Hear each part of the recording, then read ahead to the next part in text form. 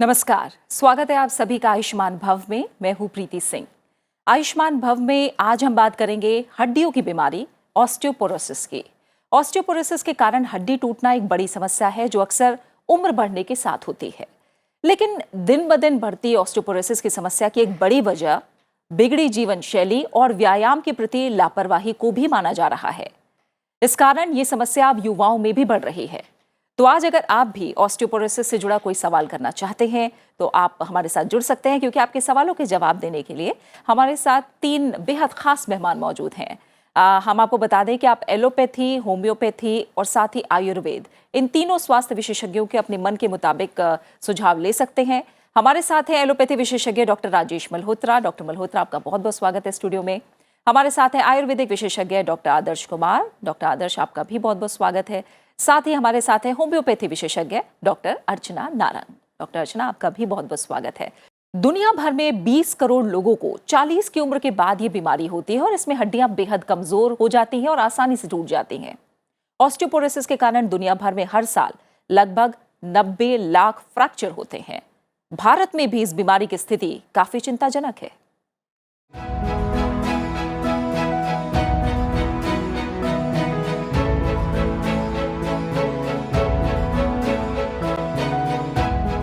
Osteoporosis का शाब्दिक अर्थ porous bones है, यानी वो बीमारी जिसमें हड्डियों की गुणवत्ता और घनत्व कम होने लगता है। कई बार हड्डियां इतनी कमजोर हो जाती हैं कि मामूली चोट से भी फ्रैक्चर हो सकता है। ऑस्टियोपोरोसिस के दौरान रीढ़ की हड्डी, नितंब, पसली और कलाई की हड्डियों में फ्रैक्चर होना आम बात हो जाती है। इसके अलावा भी शरीर की बाकी हड्डियों में भी फ्रैक्चर की आशंका बढ़ जाती है। आमतौर पर 35 साल की उम्र के आसपास हड्डियां कमजोर होनी शुरू हो जाती हैं और ऐसे में कैल्शियम की कम खुराक हड्डियों के घनत्व को और भी कम कर देती है, जिससे ये कमजोर होने लगती हैं। ऑस्टियोपोरोसिस काफी खतरनाक बीमारी है। हड्डियों से संबंधित इस बीमारी का सबसे बड़ा नुकसान ये है कि जब तक हड्डियां मुलायम होकर टूटने लगती हैं, तब तक इसके लक्षणों का पता नहीं चलता। इस वजह से इसे साइलेंट किलर भी कहा जाता है। ऑस्टियोपोरोसिस को महिलाओं की बीमारी के रूप में माना जाता है, लेकिन अब पुरुष भी इसकी चपेट में आ रहे हैं। विश्व स्वास्थ्य संगठन के अनुसार भारत में हर 8 पुरुषों में से 1 और हर 3 महिलाओं में से 1 महिला को ऑस्टियोपोरोसिस की समस्या है। वैसे तो ऑस्टियोपोरोसिस दुनिया भर के देशों के लिए गंभीर समस्या है, लेकिन भारत में इसका प्रभाव थोड़ा ज्यादा देखने को मिलता है। आंकड़ों के मुताबिक भारत में इस समय लगभग 3 करोड़ लोग ऑस्टियोपोरोसिस के शिकार हैं। आमतौर पर 30 से 60 वर्ष के लोग इस बीमारी के शिकार होते हैं।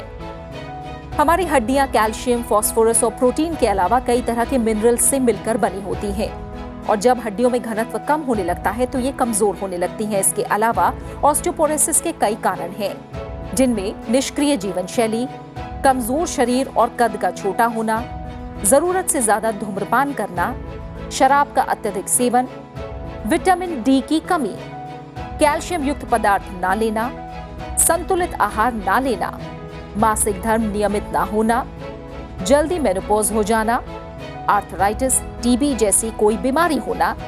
इसके अलावा दिनचर्या में व्यायाम और योग शामिल ना करना भी ऑस्टियोपोरोसिस का कारण बन सकते हैं। इसलिए अगर आपको बैक पेन, कमर में दर्द, गर्दन में दर्द, घुटनों में दर्द या शरीर के किसी भी भाग में हड्डियों में दर्द की शुरुआत हो गई हो तो इसे हल्के में ना लें। तो आप भी अगर इससे जुड़ा कोई सवाल करना चाहते हैं तो तीनों खास मेहमान से आप अपने सवाल पूछ सकते हैं। और हमारे साथ पहले कॉलर भी जुड़ गए हैं। 2 कॉलर हमारे साथ जुड़े हुए हैं फिलहाल। सौरभ ने कोलकाता से फोन किया है, जबकि सत्यप्रकाश जी मुंबई से जुड़े हुए हैं। सौरभ, आप अपना सवाल पूछ सकते हैं। Good morning everyone. मेरा पहला प्रश्न है, क्या ऑस्टियोपोरोसिस की समस्या जेनेटिक हो सकती है? मेरा दूसरा प्रश्न है, क्या सर्टेन मेडिसिन लेने से भी ऑस्टियोपोरोसिस की समस्या हो सकती है? Thank you. बहुत बहुत शुक्रिया सौरभ आपके सवाल के लिए, और इस सवाल को हम जरूर आगे शामिल करेंगे। सत्यप्रकाश जी, आप जुड़े हैं हमारे साथ मुंबई से, बताइए क्या सवाल है आपका। सत्यप्रकाश जी, अगर आप तक आवाज आ रही है तो आप सवाल पूछ सकते हैं। ये घुटनों में दर्द है मेरी मिसेज का। दोबारा दोहराइए अपना सवाल। घुटने में दर्द है मेरी मिसेज का। अच्छा। तो वो उसकी दवा चल रही है लेकिन आराम नहीं होता। उम्र बताइए उनकी। उम्र 50 साल है। कुछ आपने डॉक्टर को दिखाया अभी तक? ये दिखाया तो वो लोग बोले घुटने का दर्द ठीक नहीं होगा, ऐसा वैसा एक्सरे किया और कुछ किया दवा। क्यों हो रहा है ये नहीं बताया उन्होंने? उन्होंने बताया कि आप इंग्लिश टॉयलेट बनवा लीजिए, नीचे मत बैठिए, अच्छा, ठीक है। ये सब बताया। हम्म। ठीक है सत्यप्रकाश जी, आपका सवाल भी हम शामिल करेंगे। बहुत बहुत शुक्रिया हमें कॉल करने के लिए सत्यप्रकाश जी। डॉक्टर राजेश, जैसे हमने पैकेज के जरिए बताने की कोशिश की, दुनिया भर में कितनी बड़ी तादाद में लोग इससे ग्रसित हैं, भारत में किस तरह की स्थिति है, इसके बारे में बताइए। भारत में जैसे कि कहा गया कि 3 करोड़ लोगों को जो है ये समस्या है, और दूसरी बात है भारत में विटामिन डी की कमी बहुत आयत में है, तो वो भी एक फैक्टर है जिसकी वजह से हमारे यहाँ लोगों की हड्डियाँ कमज़ोर होती हैं। और जो हम लोगों की डार्क स्किन है उसकी वजह से जो भी धूप में बनने वाला विटामिन डी है हमारी स्किन के, आपने सुना होगा कि धूप में जाने से विटामिन डी मिलता है, तो एक बहुत ही फेयर या गोरे रंग का व्यक्ति अगर धूप में जाता है तो वो ज़्यादा विटामिन डी बनता है बजाय इसके कि एक डार्क कम्प्लेक्शन वाला व्यक्ति। उसी तरह अब पोल्यूशन की समस्या बढ़ती जा रही है, तो पोल्यूशन होने से भी ये विटामिन डी बनना कम हो गया है। ज़्यादातर लोग ढक के रहते हैं, बाहर नहीं जाते हैं। अगर आप ऑफिस में हैं और धूप से जो है शीशे से छन के आ रही है तो वो धूप में भी विटामिन डी नहीं बनता है। तो ये सब कारण हैं जिनकी वजह से विटामिन डी की कमी है और फिर उससे हड्डियां जो कमज़ोर होती हैं और ऑस्टियोपोरोसिस होता है। तो हमारे यहाँ ये समस्या जितनी रिकॉग्नाइज है उससे कुछ ज़्यादा है। ठीक है। और आयुर्वेद क्या कहता है डॉक्टर आदर्श ऑस्टियोपोरोसिस को लेकर? ऑस्टियोपोरोसिस को आयुर्वेद में जो धातु क्षय है, जो 7 धातुएं बताई गई हैं, रस, रक्त, मांस, मेद, अस्थि, मज्जा और शुक्र, तो ये मेन बॉडी बिल्डिंग मटेरियल्स हैं। तो इसमें जो 5वां स्थान अस्थि को दिया गया है और ये बहुत ही मुख्य है। अगर अस्थि नहीं है तो सारा शरीर एक बोलस की तरह से है। और इस अस्थि का जब किसी भी कारण से, चाहे वो जो कि पोषण क्रम के हिसाब से जो आयुर्वेद में बताया गया है वो रस से रक्त, रक्त एक से दूसरी धातु, उत्तरोत्तर इसमें पोषण क्रम है। रस से रक्त, रक्त से मांस, मांस से मेद, मेद से अस्थि और ऐसे ही आगे।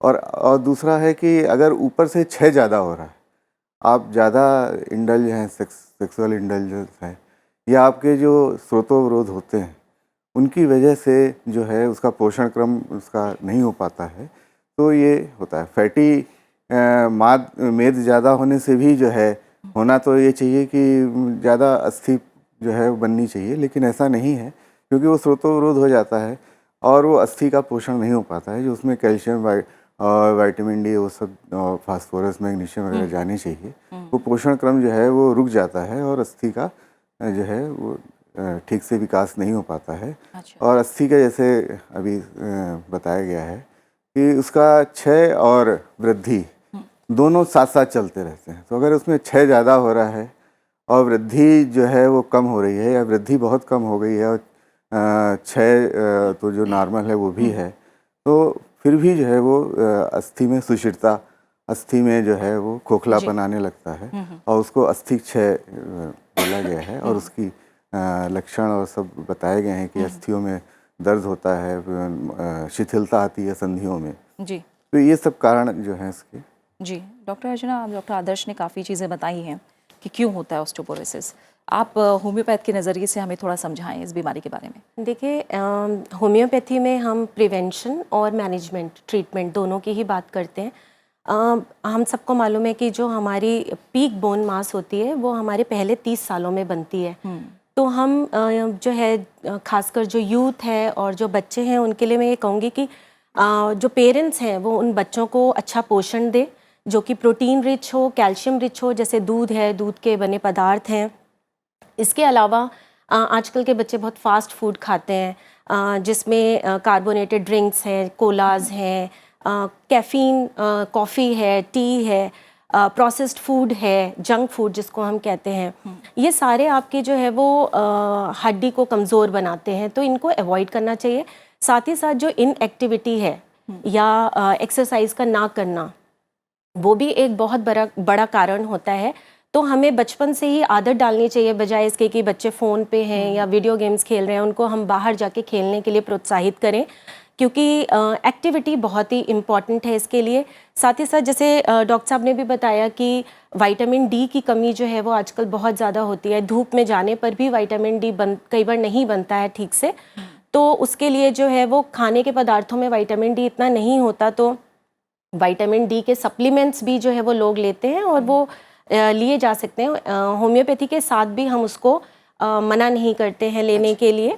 और जब मीनोपॉज के टाइम पर जो है वो फीमेल्स में ये तकलीफ़ ज़्यादा होने लग जाती है, क्योंकि जो फीमेल हार्मोन है ईस्ट्रोजन, उसकी कमी हो जाती है और उसकी कमी की वजह से जो है वो हड्डियाँ कमज़ोर होने लगती हैं। तो उस समय पर भी जो है वो हम होम्योपैथिक दवाइयाँ देते हैं। होम्योपैथी होलिस्टिक सिस्टम है। हम ये मान के चलते हैं कि अगर आपका डाइजेस्टिव सिस्टम ठीक होगा तो आप जो कैल्शियम खा रहे हैं, जो खाने में आप अच्छा पोषण ले रहे हैं, वो जब एब्जॉर्ब होगा, एसिमिलेट होगा बॉडी में, तो हड्डी भी मजबूत होगी। तो आजकल के टाइम पर लोगों को जो इतना स्ट्रेस है, इंसोम्निया यानी कि नींद ठीक से ना आना, तो वो प्रॉब्लम्स को भी हम होम्योपैथी से जो है वो केयर करते हैं। और पेट की तकलीफ़ों को भी जो है वो केयर करते हैं, ताकि आप कैल्शियम खा भी रहे हैं, अच्छा खाना खा भी रहे हैं, लेकिन तो भी आपकी हड्डी, कई बार जो है वो लोग आके बताते हैं हम तो दूध भी पीते हैं लेकिन फिर भी हड्डी मजबूत नहीं होती। तो होम्योपैथी में दवाइयों के साथ साथ हम प्रिवेंशन और मैनेजमेंट के बारे में मैं और ज़्यादा आपसे समझूंगी होम्योपैथी में किस तरह से होता है। एक कॉलर जुड़ी हैं, विमला ने कॉल किया है दिल्ली से हमें। विमला जी, स्वागत है आपका, बताइए क्या सवाल है आपका। हेलो, टीवी की आवाज़ बिल्कुल कम कर दीजिए और एक बार में सवाल पूछिए विमला जी। हाँ मैम, मैं ये कह रही हूँ कि मेरे ना कमर में करीब 6 महीने से दर्द है। ठीक है, हाँ जी। आपने दिखाया है? हाँ मैम, मैंने डॉक्टर को दिखाया है, उन्होंने मुझे, हड्डी वाले डॉक्टर को दिखाया, तो उन्होंने मुझे यही बताया है कि कैल्शियम की कमी है। तो वो कैल्शियम और आयरन की वो दवाई दे देते हैं, मैं वो रेगुलर लेती हूँ, लेकिन मुझे उससे फिर गैस बनने लग जाती है पेट में। अच्छा। और मेरे घुटने में भी दर्द है और पैर की ये पिंडलियों में भी दर्द रहता है और हमेशा वीकनेस बनी रहती है और मेरा अक्सर हीमोग्लोबिन भी कम रहता है। ठीक है, आपकी उम्र कितनी है? मेरी 42 है। ठीक है, आप विमला 2 मिनट कॉल पर बने रहिएगा। डॉक्टर मल्होत्रा, आप विमला जी से कुछ और पूछना चाहेंगे? हाँ, विमला जी से उन्होंने बताया, जो दूसरी बात है जो जाननी जरूरी है कि इनका वजन कितना है और उनको डायबिटीज तो नहीं है। अच्छा। जी, क्योंकि ऐसा होता है। वजन कितना है आपका और हाइट कितनी है, कद कितना है? मेरी हाइट 5 फुट 2 इंच है और वजन मेरा 55-56 है। करीब 6-7 सालों से 55-56 ही है। ठीक है, मेरा वजन ना बढ़ रहा है ना घट रहा है। तो जो डायबिटीज़ है, थायराइड प्रॉब्लम है, इनमें अक्सर या विटामिन डी की कमी है, उनमें ऐसा रहता है कि आपके शरीर के जोड़ों में दर्द रहे। गठिया आपको देखने में लगता नहीं है बात को सुन के, तो कई बार वज़न ज़्यादा होने से या गलत पोस्चर में काम करने से, घर का कामकाज करने में आगे झुक के करने से भी ये सब प्रॉब्लम होती है। लेकिन 42 साल की आयु में स्त्रियों में ऑस्टियोपोरोसिस नहीं होता है जब तक कि उनके पीरियड्स बंद नहीं हो गए हैं किसी वजह से। तो ये बात आपको ध्यान में रखनी है कि जो ऑस्टियोपोरोसिस है, ये बात हुई थी कि जेनेटिक है कि नहीं, तो ये जेनेटिक होता है। 15% आपके शरीर की जो बोन डेंसिटी होती है, वो बोन मास जो होता है वो हार्मोन से संबंधित होता है और करीब करीब 40% जो है वो आपका जेनेटिक होता है। इसीलिए कुछ प्रजातियों में या कुछ लोगों में, जैसे अमेरिकन्स में इतना नहीं है जितना यूरोपियंस में है या एशियंस में है, तो ये आनुवांशिक है। तो अगर एक माँ को अगर ऑस्टियोपोरोसिस होता है तो उसकी बेटी को ऑस्टियोपोरोसिस होने का, और अगर माँ को ऑस्टियोपोरोसिस का फ्रैक्चर हुआ है तो उसकी बेटी को ऑस्टियोपोरोसिस का फ्रैक्चर होने का बहुत रिस्क रहता है। अच्छा, ठीक है। और डॉक्टर आदर्श, क्योंकि अभी विमला जी ने भी कॉल किया, इसके पहले भी जो एक कॉलर थे उन्होंने अपनी पत्नी को लेकर सवाल किया। आप मुझे बताएं कि महिलाओं में ऑस्टियोपोरोसिस जो ज़्यादा देखने को मिलता है, उसके पीछे बड़ी वजहें क्या क्या हैं? देखिए, एक तो जो महिलाओं में जब उनका मीनोपॉज होता है, उनका मासिक स्राव रुक जाता है प्राकृतिक कारण से, जो नेचुरली होता है सभी महिलाओं में, तो उस समय जो है जो उनका मुख्य शरीर का हार्मोन है ईस्ट्रोजन, जो कम हो जाता है और वो धीरे धीरे जो है उसकी वजह से ज़्यादा महिलाओं में जो है, ख़ासतौर से पहले तो 50 साल के बाद होता था, आजकल कुछ जल्दी भी लक्षण इसके दिखाई देने लगते हैं। तो अगर महिलाएं अपना जो है वो भोजन ठीक नहीं रखती हैं। बहुत सी जो है अपना वेट की वजह से या वैसे ही दूध वगैरह कम लेती हैं या इस तरह जो पोषण जो है उनका कम होने से जी और ईस्ट्रोजन तो कम हो ही गया है बॉडी में नेचुरली। तो ये बड़ी वजह है महिलाओं में हाँ, ऑस्टियोपोरोसिस होने की आशंका ज़्यादा होती है। ठीक है, इस चर्चा को हम आगे भी जारी रखेंगे। फिलहाल एक छोटे से ब्रेक के बाद हम जल्द वापस लौट रहे हैं।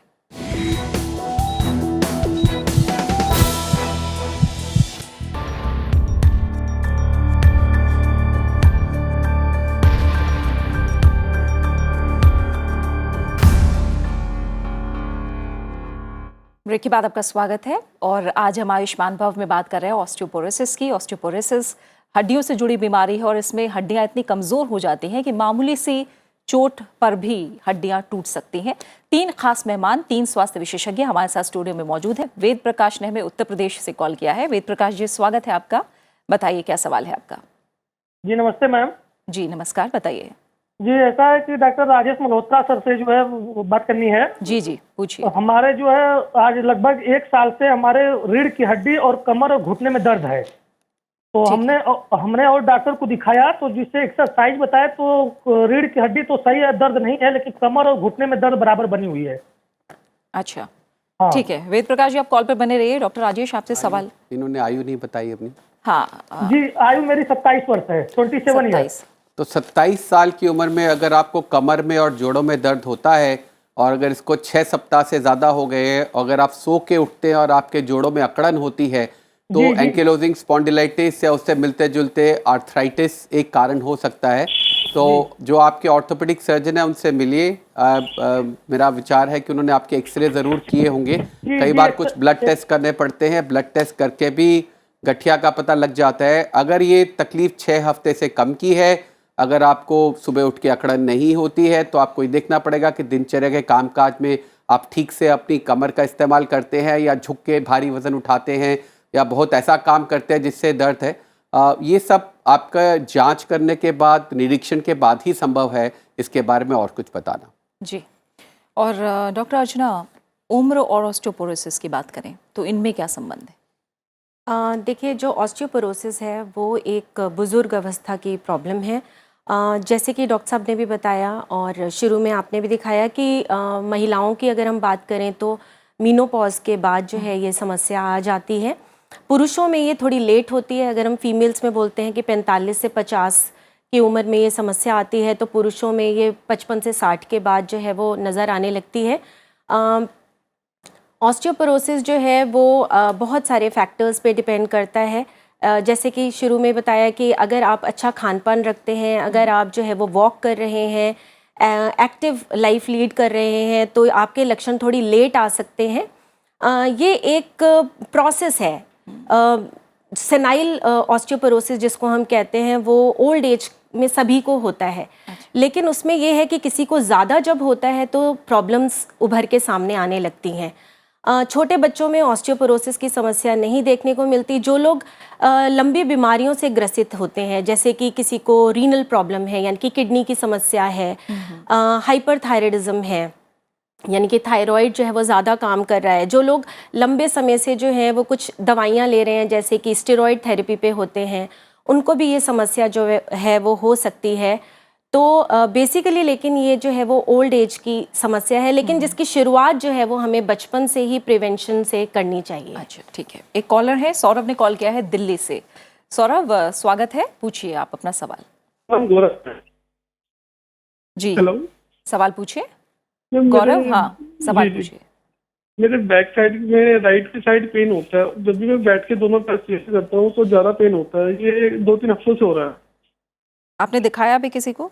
मैम दिखाया तो नहीं है कि पहले वायरल भी हुआ था, फिर दवाई खाई थी, ज्यादा दवाई से भी प्रॉब्लम हो जाती है, इसलिए मैं डॉक्टर को। अच्छा, उम्र बताइए अपनी। 22 है। ठीक है, डॉक्टर मल्होत्रा। 22 साल की उम्र में अगर आपको इस तरह से कमर के एक साइड में पीछे दर्द हो रहा है तो एक तो मैंने बताया जैसे कि अगर आपने पोस्चर आपका ठीक नहीं है, आप भारी वज़न उठाते हैं या ठीक से बैठते नहीं हैं, गलत पोस्चर में बैठते हैं, गलत पोस्चर में पूरे दिन काम करते हैं, कभी कभी पेट खराब होने पे या यूरिन में इन्फेक्शन होने पे भी पीठ में एक तरफ जोड़ में कुछ सूजन आ जाती है, जिससे कि उठने बैठने चलने में बहुत तकलीफ़ होती है। तो अगर आपको अभी निकट ही समय में पास में अभी नियर पास में ही अगर आपको कुछ आँखों में लाली हुई है या पेशाब में जलन हुई है या आपको लूज़ मोशन हुए हैं, इन्फेक्शन हुई है पेट में, तो उसमें भी इस तरह की तकलीफ़ आ सकती है। लेकिन सबसे ज़्यादा जो इसमें कॉमन है वो है गलत तरीके से कमर का इस्तेमाल करना, झुक के भारी वज़न उठाना, बहुत ज़्यादा ड्राइविंग करना या गलत पोस्चर में बैठना। ये आप ही बता सकते हैं कि आप इसमें से कितनी चीज़ें करते हैं, लेकिन संभावना ज़्यादा यही रहती है कि आपकी उम्र में ज़्यादा इन्हीं चीज़ों से तकलीफ होती है। अच्छा, ठीक है। एक और कॉलर है, दिव्यांशु ने छत्तीसगढ़ से कॉल किया है। दिव्यांशु, आपका स्वागत है, पूछिए सवाल। दिव्यांशु, आप सवाल पूछ सकते हैं। जी मैम, मेरी मम्मी के उसमें घुटने में, दोनों घुटने में दर्द होता है। ठीक है, आपने किसी डॉक्टर को दिखाया है? जी मैम, डॉक्टर को दिखाया है। कब से है ये तकलीफ उन्हें? दिव्यांशु, जी जी मैम, उन्हें तकलीफ कब से है और डॉक्टर ने क्या बताया है? मैम ये अभी अभी है मैम, मतलब 2-3 साल हो गए हैं। अच्छा, डॉक्टर ने क्या बताया है? डॉक्टर बोल रहे मैम हड्डी बढ़ गया, उम्र के हिसाब से हो गया बोल रहे थे। ठीक है, उनकी उम्र कितनी है? मैम 50 के उस पार है मैम। अच्छा, ठीक है। डॉक्टर आदर्श, आप इन्हें क्या बताएंगे? 50 साल के आसपास इनकी माताजी की उम्र है, घुटनों में दर्द हो रहा है और डॉक्टर यही कह रहे हैं कि उम्र से संबंधित ये दर्द है। देखिए, ये जो संधि की बीमारी है, ये ज़्यादातर जो है वो ऑस्टियोआर्थराइटिस से डिजेनरेटिव आर्थराइटिस होती है और ये उम्र के साथ और वजन बढ़ने के साथ या कभी इसमें चोट लगी हो तो भी ये आगे चल के, घुटनों में चोट लगी हो तो ये भी आगे चल के इसमें परिवर्तित हो जाती है। और ऑस्टियोपोरोसिस चूँकि 50 साल की उम्र है तो होने की संभावना जो है वो अधिक है, और तो ये एक बार ठीक से इसकी जांच करा लें और उसी के हिसाब से अगर वज़न ज़्यादा है तो सबसे पहले तो उनको अपना वज़न कम करना पड़ेगा। और अगर ये ऑस्टियोआर्थराइटिस की शुरुआत है तो इसमें जो भी चिकित्सा ये अपने चिकित्सक इनको बताएंगे उसके हिसाब से करें तो इसमें तुरंत लाभ मिल जाएगा। और अगर ये बढ़ जाएगी तो फिर ये क्योंकि डिजेनरेटिव अगर होती है तो अगर कोई चीज़ वहाँ से नष्ट हो जाती है तो फिर उसका रिकवर होना मुश्किल होता है, आगे जाके जॉइंट्स रिप्लेसमेंट वगैरह इसके ट्रीटमेंट रह जाते हैं। तो अभी से काफ़ी अगर ये इसकी देखभाल करेंगे, चिकित्सक की सलाह लेंगे और उसके हिसाब से चलेंगे तो बेहतर होगा जी। और ऑस्टियोपोरोसिस जैसा हम देख रहे हैं काफ़ी खतरनाक बीमारी है। हड्डियों से संबंधित इस बीमारी का सबसे बड़ा नुकसान ये है कि जब तक हड्डियां मुलायम होकर टूटने नहीं लगती तब तक इसके लक्षणों का पता नहीं चलता। इस वजह से इसे साइलेंट किलर भी कहा जाता है।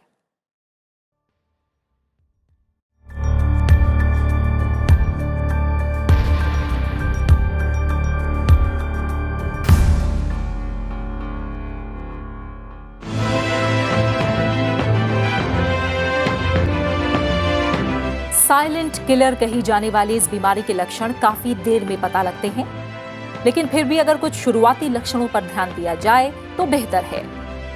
शुरुआती दिनों में ऑस्टियोपोरोसिस का कोई लक्षण नहीं दिखाई देता। इसका पता तब चलता है जब कूल्हे, रीढ़ की हड्डी या कलाई में फ्रैक्चर होने लगता है। इसके अलावा शुरुआती लक्षणों में मसूड़ों का ढीलापन भी शामिल है। इसमें मसूड़े ढीले हो जाते हैं और दांतों पर पकड़ कमजोर हो जाती है। पकड़ने की क्षमता में कमी आना भी इसका बड़ा लक्षण है। डॉक्टरों के मुताबिक हाथों के पकड़ने की क्षमता में कमी हड्डियों की कमजोरी का प्रमुख लक्षण होता है। वहीं नाखूनों की कमजोरी भी सामने आती है। नाखूनों के कमजोर होने से भी अनुमान लगाया जा सकता है कि हड्डियों का घनत्व कम हो रहा है। साथ ही रीढ़ की हड्डी जब संकुचित हो जाती है तो व्यक्ति की लंबाई में मामूली कमी भी आ जाती है। वहीं फ्रैक्चर होना कमजोर हड्डियों की सबसे बड़ी निशानी है। गंभीर ऑस्टियोपोरोसिस होने पर बहुत ही आसानी से फ्रैक्चर हो जाता है।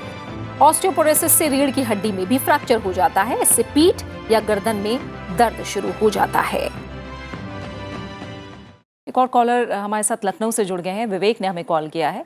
विवेक, शुक्रिया हमें कॉल करने के लिए। बताइए क्या सवाल है आपका। जी नमस्कार मैडम, मेरी ग्रैंड मदर की एज 80 इयर्स है और उनको ऑस्टियोपोरोसिस डायग्नोस हुई थी। तो उनके टेरापेटाइट 750 mcg का इंजेक्शन लगता था, मतलब डेली डोज देनी होती थी इनको। तो उसकी वजह से इन्हें थोड़ी यूरिन की दिक्कत होने लगी। तो क्या ऐसे ड्रग्स अवेलेबल हैं जिससे यूरिन की दिक्कत ना हो? डॉक्टर मल्होत्रा। यूरिन की दिक्कत प्रायः टेरिपेराटाइड थेरेपी से नहीं होती है। हालांकि हमने कुछ पेशेंट्स में देखा है कि टेरिपेराटाइड इंजेक्शन देने से उनको यूरिन कई बार ज़्यादा आता है, जो कि उनके शरीर में मैग्नीशियम की मात्रा चेंज होने से होता है। लेकिन ऑस्टियोपोरोसिस इतनी खतरनाक बीमारी है और टेरिपेराटाइड उसके लिए इतना इफ़ेक्टिव ट्रीटमेंट है कि अगर आप उनका यूरिन टेस्ट करा के ये कंफर्म कर लें कि यूरिन में इन्फेक्शन नहीं है, तो जो उनको डिस्कम्फर्ट यूरिन की वजह से होता है उसके मुकाबले में बेनिफिट बहुत ज़्यादा है। क्योंकि 80 साल की उम्र है, ऑस्टियोपोरोसिस है, अगर ऐसे में इनको किसी भी पेशेंट को कूल्हे का फ्रैक्चर अगर हो जाता है तो वो जानलेवा हो सकता है। हम लोग अक्सर ये बात समझते नहीं हैं कि ऑस्टियोपोरोसिस में होने वाला हर फ्रैक्चर अपनी तरफ से एक तो जानलेवा हो सकता है, दूसरा एक फ्रैक्चर होने से दूसरे फ्रैक्चर होने की संभावना 3 से 5 से 10 गुना तक बढ़ सकती है। जिस तरह से साइकिल स्टैंड पर आप देखते हैं कि एक साइकिल गिरती है तो सब गिरती चली जाती हैं, एक फ्रैक्चर से दूसरा, दूसरे से तीसरा, तीसरे से चौथा होता चला जाता है और हर फ्रैक्चर अपना एक निशानी छोड़ जाता है, आपको और डिसेबल कर जाता है। तो इन सब चीज़ों का ध्यान रखते हुए ट्रीटमेंट में अगर थोड़ी बहुत इनकन्वीनियंस हो रही है तो मुझे लगता है उसमें आपको ज़्यादा परेशान नहीं होना चाहिए। ये ज़रूर देख लें कि यूरिन में इन्फेक्शन नहीं हो। अच्छा, ठीक है। एक और कॉलर हैं, जम्मू कश्मीर से हमें कॉल किया है देवांशु ने। देवांशु, आपका स्वागत है हमारे कार्यक्रम में। बताइए क्या सवाल है आपका। Good morning ma'am. Good morning, सवाल पूछ सकते हैं आप। मैम, मेरी मम्मा को घुटनों में स्वेलिंग हो जाती है और एडी में भी पेन होती है वाइल वॉकिंग। तो अब डॉक्टर से ये पूछना था कि वो मम्मा ने D3 का कोर्स भी कंप्लीट किया था 3 मंथ्स का, लेकिन उनको कुछ 3 महीने तक रहा, अच्छा चलने में कोई दिक्कत नहीं आती थी, लेकिन उसके बाद फिर से वही इशू आने स्टार्ट हो गए। ठीक है, उनकी उम्र कितनी है? Ma'am 50 years. ठीक है, ठीक है देवांशु। डॉक्टर अर्चना, आप क्या बताएंगे इन्हें? देखिए, जो इन्होंने तकलीफ़ बताई है, घुटनों में दर्द है और एड़ियों में दर्द है। समझने वाली बात यह है कि ऑस्टियोआर्थराइटिस या जोड़ों का दर्द और ऑस्टियोपोरोसिस दोनों अलग अलग चीज़ें हैं। इन दोनों का चोली दामन का साथ है, यानी कि अगर आपको जो है वो ऑस्टियोआर्थराइटिस और साथ में ऑस्टियोपोरोसिस भी है तो तकलीफ़ आपको ज़्यादा हो सकती है, क्योंकि ऑस्टियोपोरोसिस भी है, ऑस्टियोआर्थराइटिस भी है। ऑस्टियोपोरोसिस का मतलब है हड्डियों के घनत्व का कम होना, डेंसिटी कम हो जाना, जबकि ऑस्टियोआर्थराइटिस का मतलब है जोड़ों का दर्द। अच्छा। जिसमें जो जोड़ हैं, जैसे कि इन्होंने बोला कि घुटनों में दर्द होता है या एड़ियों में दर्द होता है, तो ये दोनों अलग अलग चीज़ें हैं और इनका इलाज भी जो है वो अलग अलग है। जैसे सूजन भी बताई है इन्होंने, तो मोस्ट प्रोबेबली इनकी मदर को जो है वो ऑस्टियोआर्थराइटिस है, लेकिन उसके साथ साथ हमें थोड़े से टेस्ट, जैसे कि एक एक्सरे करा लेना चाहिए घुटनों का, एड़ियों का भी एक एक्सरे करा लेना चाहिए, यूरिक एसिड लेवल्स इनको करा लेनी चाहिए। और अगर साथ में ऑस्टियोपोरोसिस भी है तो ऑस्टियोपोरोसिस के लिए, जैसे कि डॉक्टर साहब ने भी बताया कि विटामिन डी सप्लीमेंटेशन दी जा सकती है। जो दर्द हो रही है उसके लिए ये होम्योपैथिक दवाइयों का भी सेवन कर सकते हैं। खान पान में थोड़ा सा चेंज कर लीजिए। अगर ऑस्टियोपोरोसिस की प्रॉब्लम निकलती है, जो कि एक बहुत ही अच्छा टेस्ट है डेक्सा, जिससे कि हम पता लगा सकते हैं कि ऑस्टियोपोरोसिस है या नहीं। अगर उसमें पता चल जाता है, टी स्कोर देख के हम बता देते हैं कि क्या पोजीशन है, तो उसमें अगर हम खान पान में भी थोड़ा सा चेंज करते हैं, जैसे कि दूध या दूध से बनी हुई चीज़ें, पनीर है, दही है, अगर दूध सूट नहीं करता तो दही ले सकते हैं। इसके अलावा खाने में थोड़ा सा जो है वो तिल जो होता है उसको रोस्ट करके लिया जा सकता है। रोज़ 1 चम्मच लेने से कैल्शियम में उसमें काफ़ी होता है। ठीक है। हरी पत्तेदार सब्जियां ये इंक्लूड कर सकते हैं और साथ ही साथ फिर किसी जो भी पैथी ये लेना चाहते हैं उनके चिकित्सक को दिखा के उससे दवाई ली जा सकती है। ठीक है। एक और कॉलर है बिहार से, कन्हैया ने हमें कॉल किया है। कन्हैया, आपका स्वागत है कार्यक्रम में। पूछिए आप अपना सवाल। हाँ जी ma'am, good morning ma'am. Good morning. 6 सितंबर को मैं सीढ़ी पे गिर गया था मैं। अच्छा। तो गिरने के बाद क्या हुआ ना मैम, कमर पे तो छिला गया और नितंब का जो निचला हड्डी होता है ना, वहाँ पे थोड़ा सा चोट लग गया। और वो अभी भी मैं चेकअप करवाया हूँ डॉक्टर से, हड्डी वाले डॉक्टर से। तो उन्होंने कुछ दवाएं लिखी हैं, 1 सप्ताह के लिए मेरे को दवा दिया गया है, कुछ दवाएं लिखी है। तो मैं दवा खा रहा हूँ मैम, बट अब तक दर्द कुछ असर नहीं कर रहा है। ठीक है डॉक्टर मल्होत्रा, ये ऑस्टियोपोरोसिस से जुड़ा सीधा सवाल नहीं है, लेकिन फिर भी आप बताएं। इसका बहुत इंपॉर्टेंट कनेक्शन है ऑस्टियोपोरोसिस से। ठीक है। इसलिए नहीं कि ये इनसे कंसर्न है। हाँ। जब कभी किसी को ऑस्टियोपोरोसिस होता है तो गिरने से बचना बहुत ज़रूरी है। अच्छा। क्योंकि सबसे ज़्यादा जो सीरियस फ्रैक्चर्स होते हैं वो गिरने से होते हैं। जो हमारे बुजुर्ग हैं, अब हमारी पॉपुलेशन में वृद्धों की संख्या बढ़ती जा रही है। जब आप वृद्ध हो जाते हैं तो किसी न किसी वजह से आप आपके गिरने का कोई कारण बन जाता है। आपकी आंखें कमज़ोर हैं, कैटरेक्ट का ऑपरेशन नहीं हुआ, चश्मा नहीं पहना, सुनाई ठीक से नहीं दे रहा, किसी ने बोला अरे सामने कोई गड्ढा है, सुनाई नहीं दिया, आप दवाइयाँ बहुत सारी खाते हैं, आप कुछ सेडेटिव लेते हैं, आपके घर पे कारपेट लूज है, आपके घर पे तारे हैं जो इधर उधर चल रही है, घर पे स्टेप है, सीढ़ियों में लाइट नहीं है, बेड के पास बेड स्विच नहीं है, आप रात को टॉयलेट के लिए उठते हैं। और सबसे बड़ा इसमें जो रिस्क होता है, जो कि मुझे लगता है कम से कम 20 से 25% जो पेशेंट कूल्हा तोड़वा के हमारे पास आते हैं, बाथरूम में फिसलना और गिरना। और ये जो गिरे और इनको चोट लगी, इसकी तो हम इन्हें बता सकते हैं कि इनको दर्द हुआ, वो ट्रीटमेंट से ठीक हो जाएगा, लेकिन जो एक ऑस्टियोपोरोसिस में एक गिरने से किसी भी तरह की चोट हो सकती है। मान लीजिए कि आप गिरे साइड पे और आपकी पसली टूट गई, वो टूटी हुई पसली आपके फेफड़ों को पंक्चर कर सकती है, आपके लिवर को पंक्चर कर सकती है, आपकी स्प्लीन को पंक्चर कर सकती है।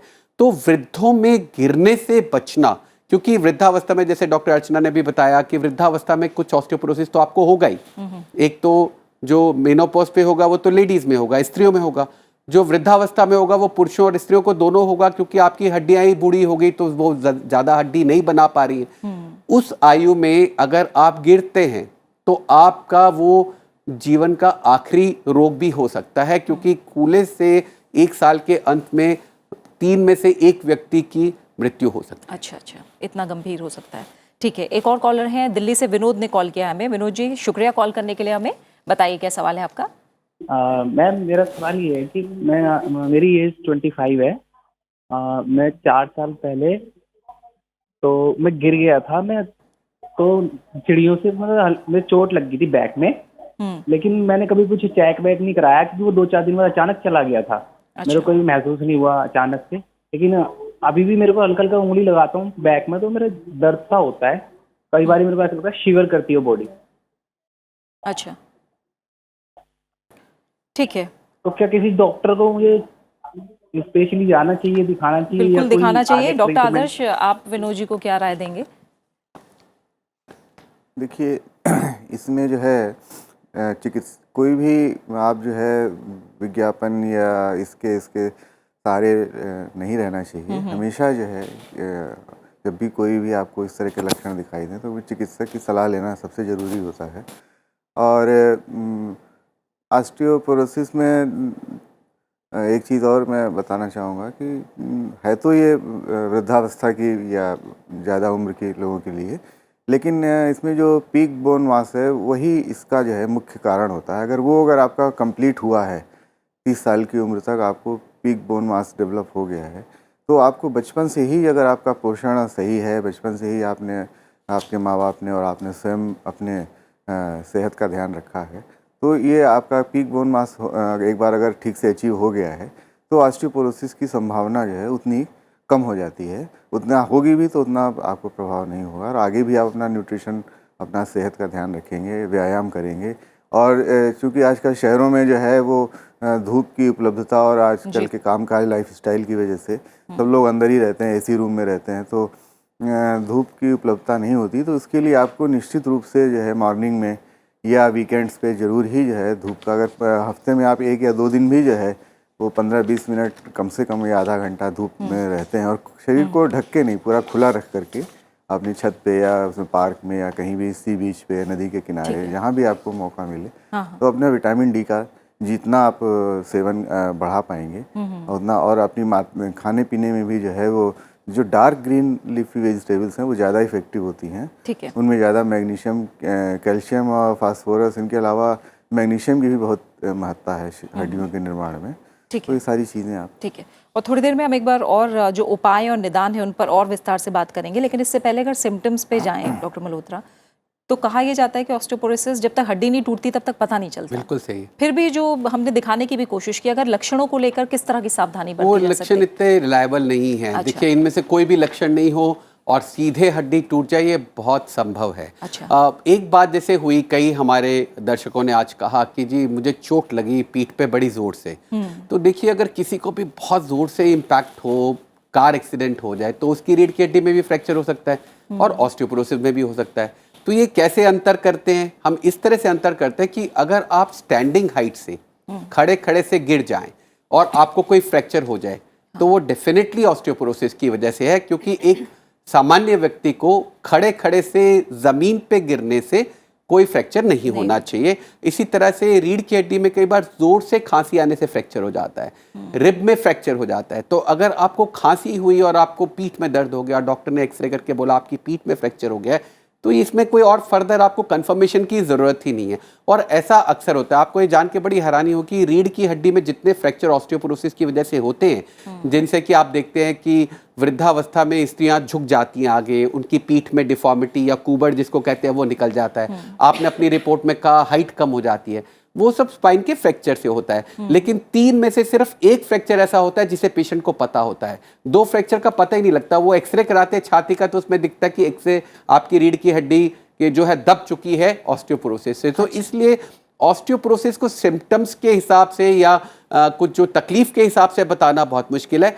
आपको काम किस चीज़ पे करना है कि जोखिम क्या है किसी व्यक्ति में। अगर आप स्त्री हैं, अगर आपको मेनोपॉज जल्दी हो गया है, पीरियड देर से शुरू हुए थे, आपकी माताजी को ऑस्टियोपोरोसिस था, आपको विटामिन डी की कमी है, आप छोटे कद की हैं, आपको फैट कम है, आपको स्टेरॉइड मिले हैं, सिगरेट पीते हैं, शराब पीते हैं, ये सब चीज़ें जब आती हैं तब हमें शक होता है कि ये ऑस्टियोपोरोसिस से ग्रस्त तो नहीं। अच्छा, ठीक है। एक श्रीनगर से कॉल आया है, समीर ने हमें कॉल किया है। समीर, शुक्रिया हमें कॉल करने के लिए। बताइए क्या सवाल है आपका। मैं ये पूछना चाहता हूँ, जैसे हम रेगुलरली लेते हैं ओमेगा 3 टैबलेट्स या लेते हैं विटामिन डी या कैल्शियम, तो क्या हम रेगुलरली ले सकते हैं इसको कंटिन्यू? जैसे कि बताया गया है कि कैल्शियम से आपका रेनल कैलकुलस होता है, या बाकी विटामिन डी से या ओमेगा 3 से भी कुछ कहते हैं जिस मेडिसिन में साइड इफेक्ट ना, वो कोई मेडिसिन नहीं है। अच्छा, तो क्या मैं ये जानना चाहता हूँ, क्या हम रेगुलरली इसको रोज ले सकते हैं ताकि हम हड्डियों की बीमारियों से बचे? बिल्कुल समीर, आपके सवाल का जवाब बस कुछ ही मिनटों में मैं लूंगी डॉक्टर से, लेकिन निदान और उपाय पे अब हम डिटेल में बात करेंगे, क्योंकि जो सूचना तकनीक का ये दौर है, इस दौर में ऑस्टियोपोरोसिस भयानक रूप भी धारण करता जा रहा है। और जो WHO है यानी विश्व स्वास्थ्य संगठन के अनुसार ऑस्टियोपोरोसिस एक वैश्विक स्वास्थ्य समस्या के रूप में हृदय रोग के बाद दूसरे स्थान पर आ चुका है। आखिर क्या है इस बीमारी से बचाव के उपाय और कैसे करें निदान, इसे लेकर जागरूकता भी बेहद जरूरी है।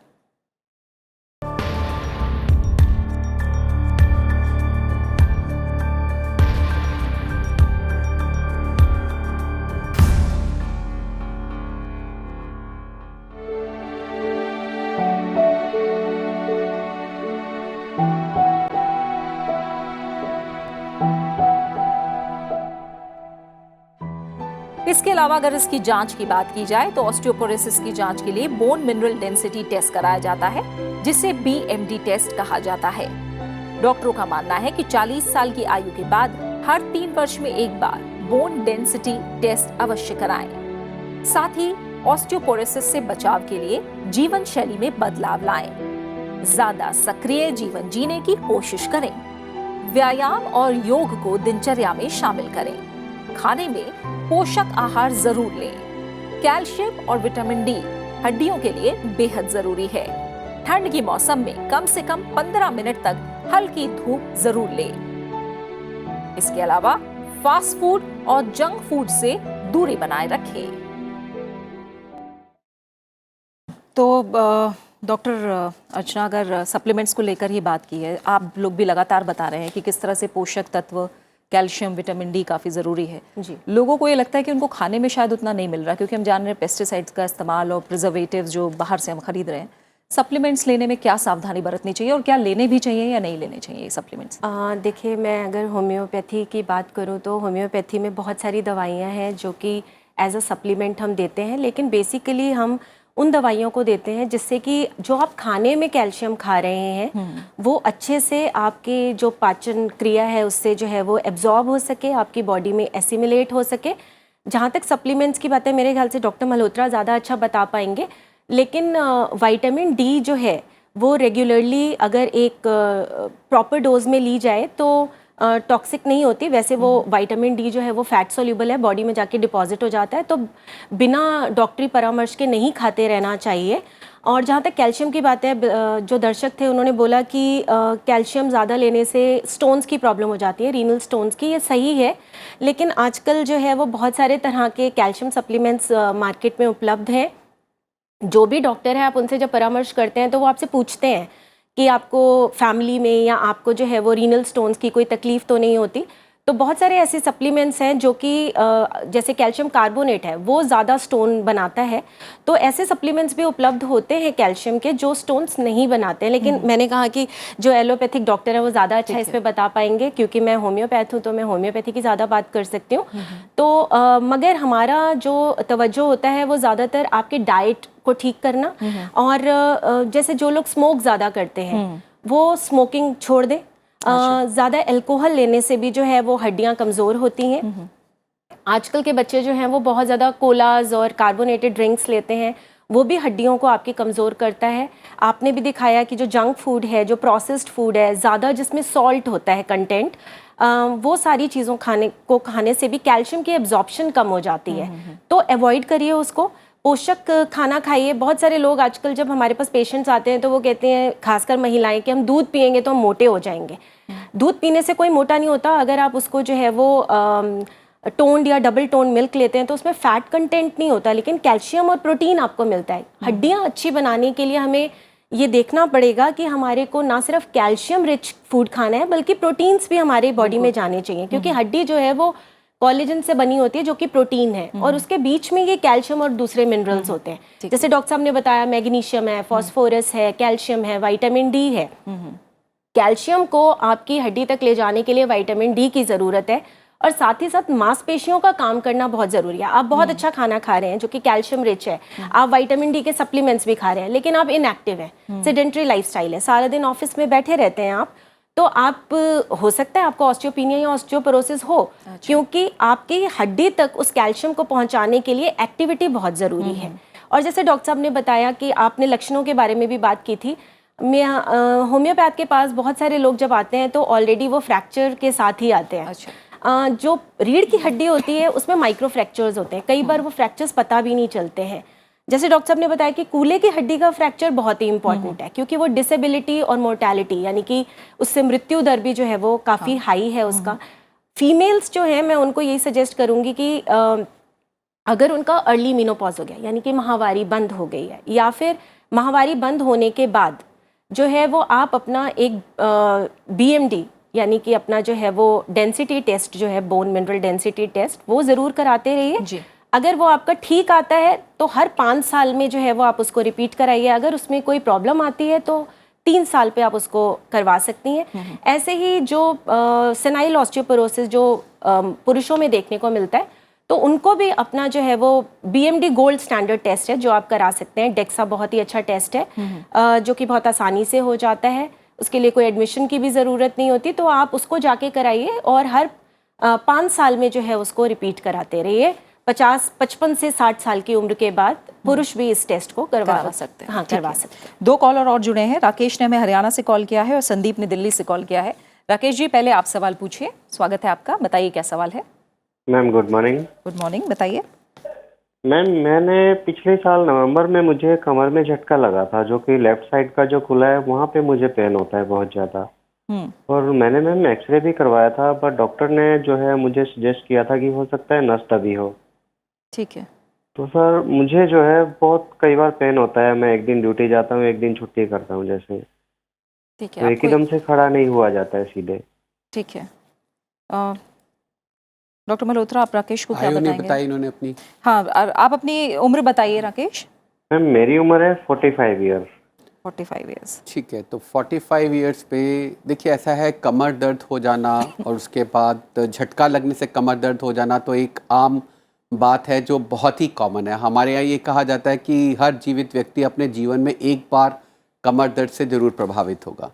तो वो अगर आपने झटका लगाया क्योंकि आप भारी वज़न उठा रहे थे तो वो कुछ दिन में ठीक हो जाता है। जबकि अगर आपने जब झुक के भारी वज़न उठाया और आपको स्लिप डिस्क हो गई और आपको शियाटिका हो रहा है और वो पेन लगातार जा रहा है, तो फिर उसमें परेशानी है कि फिर उसमें आपको डॉक्टर को दिखाना पड़ेगा, दवा दे के फिजियोथेरेपी करा के, अगर आराम नहीं आ रहा है, सर्जरी की बात चल रही है तो MRI करके सर्जरी करानी पड़ेगी। बहुत सारे ऐसे लोगों को झटका लग जाता है, दर्द होती है, फिर ठीक हो जाता है, फिर बार बार आता रहता है क्योंकि वो लोग या तो ड्राइव बहुत ज़्यादा करते हैं या बैठते बहुत ज़्यादा हैं। शॉर्ट में उनकी अगर जीवन शैली में ऐसा है कि वो अपनी कमर पे बहुत ज़्यादा लोड डालते हैं, तो ऐसे लोगों को जब छुट्टी होती है काम से तो कुछ तकलीफ कम हो जाती है और जब वो फिर वहाँ काम पे जाते हैं तो बढ़ जाती है। तो ज़्यादातर ये पोस्चर से रिलेटेड होता है और ज़्यादा सीरियस नहीं होता, उनको अपना उठना बैठना ही चेंज करना चाहिए। ठीक है, एक और कॉलर है, संदीप ने दिल्ली से कॉल किया है। संदीप, आपका स्वागत है, बताइए आपका सवाल क्या है। Hello madam. जी पूछिए। हेलो। पूछिए हेलो। संदीप। हाँ संदीप पूछिए।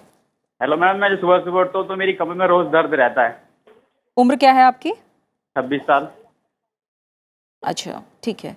क्या काम करते हैं, कितना स्कूटर मोटरसाइकिल गाड़ी चलाते हैं रोज? कुछ बताइए अपने दिनचर्या के बारे में। सर मैं स्टडी करता हूँ, बस घर पे ही थोड़ा बस झुक के बैठता हूँ। मुझे लोग कहते हैं झुक के बैठता, तू ज्यादा सीधा नहीं बैठता।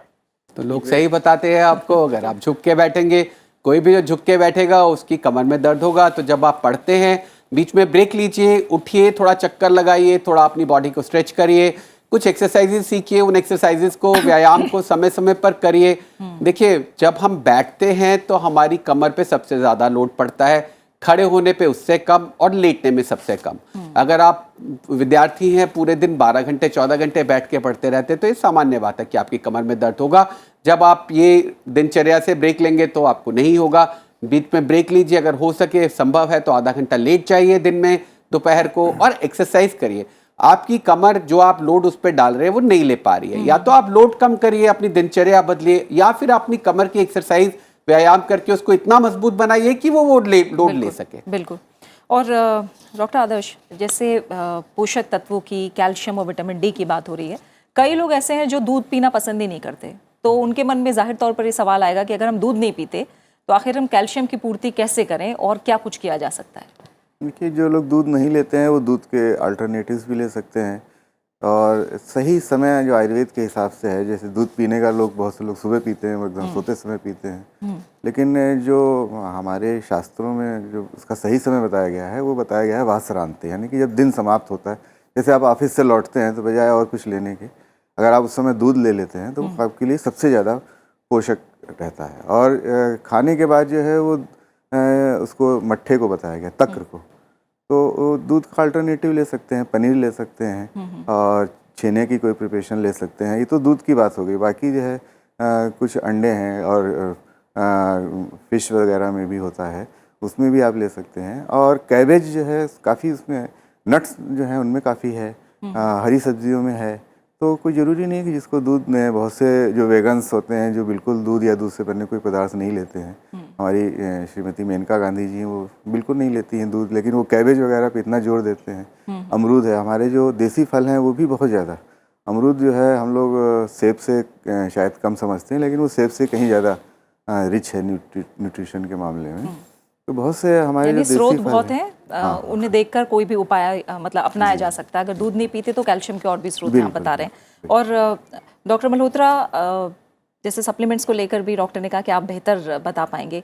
सप्लीमेंट्स को लेकर अगर आप क्लियर करें, क्या ये डॉक्टर की सलाह के बाद ही लेने चाहिए? खुद लेना कितना खतरनाक भी हो सकता है अगर इसके बारे में? सप्लीमेंट बिल्कुल डॉक्टर की सलाह से ही लेने चाहिए। उनका सबसे बड़ा उदाहरण हमें आजकल वो मिलता है जो जिम में हमारे युवक जाके सप्लीमेंट लेते हैं, और बहुत सारे ऐसे केसेस होते हैं जहाँ उनको उसमें सप्लीमेंट भी स्टेरॉइड मिल रहा होता है, जिनसे उनके कूल्हे ख़राब हो जाते हैं और हमें उनके कूल्हे का प्रत्यारोपण तक करना पड़ता है। तो कभी भी डॉक्टर से पूछे बिना कोई सप्लीमेंट नहीं ले। अर्चना जी ने बताया अभी कि विटामिन डी यूरिन में नहीं निकल सकता है। जो विटामिन फैट सॉल्युबल है वो अगर आप बहुत ज़्यादा मात्रा में ले लेंगे तो उससे टॉक्सिसिटी हो सकती है। लेकिन अच्छी बात यह है कि विटामिन डी की टॉक्सिसिटी टैबलेट से बहुत मुश्किल है। तो कई लोग जो है आवश्यकता ना होने पर भी डॉक्टर इंजेक्शन विटामिन डी का देते हैं। हम लोग ये सलाह देते हैं कि विटामिन डी के इंजेक्शन की कोई आवश्यकता नहीं है जब तक आपको आंतों की कोई ऐसी बीमारी नहीं है जिसमें विटामिन डी का जो एब्जॉर्प्शन है आपकी बॉडी में नहीं होगा।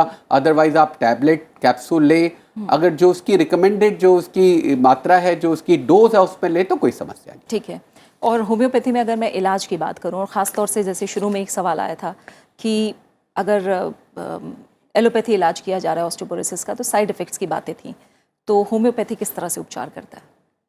देखिए होम्योपैथी में जो है वो मैंने आपको पहले भी बताया कि हम होलिस्टिक अप्रोच लेके चलते हैं। तो हम डाइट प्लान भी देते हैं, हम एक्सरसाइज रिजीम भी देते हैं और साथ ही साथ होम्योपैथिक दवाइयाँ भी हम प्रिस्क्राइब करते हैं। दवाइयाँ जो हैं वो आपकी हड्डी को मजबूत करने में हेल्प करती हैं, साथ ही साथ आपके खान पान में जो कैल्शियम है उसको एब्जॉर्प्शन और एसिमिलेशन में भी हेल्प करती हैं।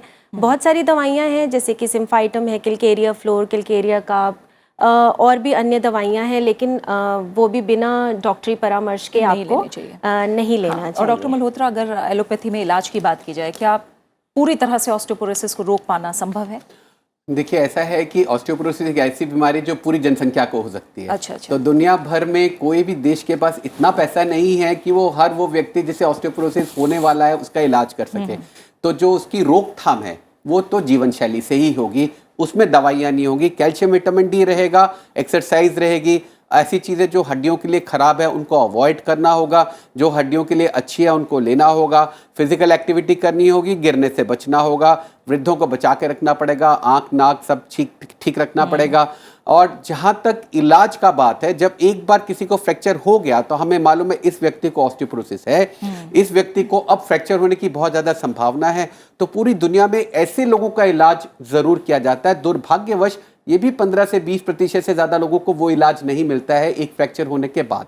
तो हमें ये कोशिश करनी चाहिए कि एक तो जागरूकता हो, एक जब किसी को फ्रैक्चर हो गया तो जो भी ऑर्थोपेडिक सर्जन ने उसका इलाज किया, ये उसका कर्तव्य है कि उसको ऑस्टियोपोरोसिस की दवाइयों पे रखे, और ऑस्टियोपोरोसिस की दवाइयों से दोबारा फ्रैक्चर होने का रिस्क जो है 2/3 कम किया जा सकता है, बिल्कुल खत्म नहीं किया जा। यानी ऑस्टियोपोरोसिस में भी वही बात कारगर साबित होती है कि prevention is better than cure. बिल्कुल सही। तो इस कार्यक्रम के जरिए हमने कोशिश की ऑस्टियोपोरोसिस को लेकर कुछ जागरूकता लाने की, और आपने देखा और जाना कि अगर आपको कमर, गर्दन, घुटने या शरीर के किसी भी भाग में हड्डियों में दर्द की शुरुआत हो गई हो तो इसे आप हल्के में ना लें। समय पर इलाज से इसके गंभीर परिणामों से ज़रूर बचा जा सकता है। और आप तीनों मेहमानों का फिलहाल मैं बहुत बहुत शुक्रिया कहना चाहूँगी स्टूडियो में आने के लिए और इतने अच्छे सुझाव देने के लिए। तो आज दी गई सलाह और सुझाव को अपनाइए और रहिए स्वस्थ। इसी के साथ आयुष्मान भव के इस अंक में फिलहाल इतना ही। आप हमारे इस कार्यक्रम को YouTube पर भी देख सकते हैं और अपनी राय और सुझाव हमारे साथ साझा कर सकते हैं। अगले अंक यानी 26 अक्टूबर को हम बात करेंगे डेंटल हाइजीन की, और मुंह और दांतों को साफ और सेहतमंद रखने के बारे में हम बातचीत करेंगे। तब तक के लिए इजाजत दीजिए, नमस्कार।